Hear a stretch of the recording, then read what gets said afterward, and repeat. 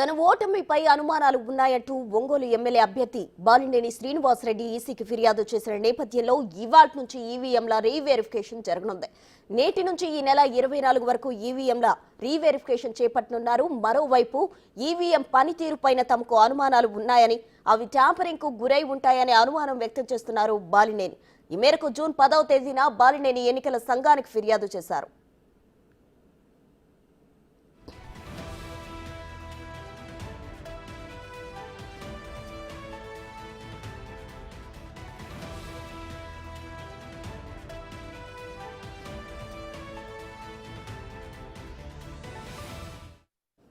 ఇక ఒంగోలు నియోజకవర్గం చరిత్రలో ఎప్పుడూ లేనంతగా టీడీపీ అభ్యర్థి దామచర్ల జనార్దన్ 34,060 ఓట్ల మెజారిటీతో గెలుపొందారు.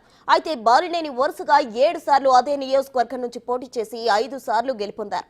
ఎన్నికలకు కొద్ది రోజుల ముందే అప్పటి సీఎం జగన్ ను ఒప్పించి 230 కోట్లతో ఒంగోలులో 20,840 మంది పేదలకు ఇంటి స్థలాలు రిజిస్ట్రేషన్ చేయించారు. ఇక దీంతో పాటు ఎన్నికల్లో ఓటర్లను ఆకర్షించడానికి పోల్ మేనేజ్మెంట్ ను కూడా నిర్వహించామని చెబుతున్నారు.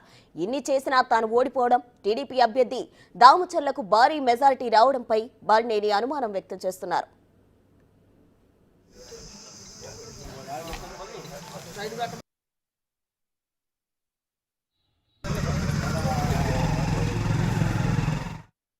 ఇక జూన్ 4న ఎన్నికల ఫలితాలు రాగా జూన్ 10న బాలినేని ఈసీకి ఫిర్యాదు చేశారు.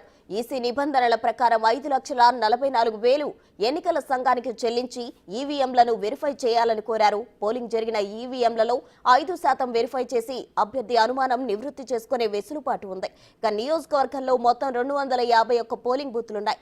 వాటిలో 5% అంటే 12.5 పోలింగ్ బూత్లు వస్తాయి. వీటిలో 12 ప్రాంతాల్లో వెరిఫికేషన్ ఎన్నికల సంఘం ఓకే చెప్పేసింది. ఇక నియోజకవర్గంలో వైసీపీకి మెజారిటీ ఓట్లున్న 12 పోలింగ్ బూత్లను బాలినేని ఎంచుకున్నట్లు తెలుస్తుంది.